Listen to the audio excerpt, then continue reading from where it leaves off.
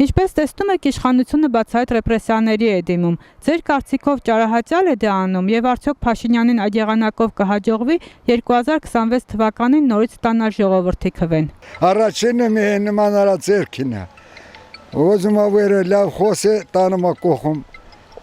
դիրում են։ Տանումա կողում։ Մասամարտության շնորհք, հա։ Դենց անուվարին ki նորին ցենտրվի։ Նորից Երևան էլ տա Թույսկյա փախչի։ Ուրա փախչելու։ Պասեվատակը գիտեմ ուրա փախչելու։ Ամեն ինչ կարան են կենտրվի։ Я գեղը կաման նիկոլ չերտինում, սաղն դիրեքշտեմ։ Մենակ я օկմի կոկի ժողորդը։ Ժողորդը խարնված է իրար, 14-ը խարնել են իրար,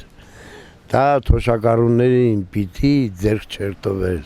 որ քարտ փոխեք ես, իրան ձայներն բանանում քչեցնում, իրեն ձայները քչեցնում,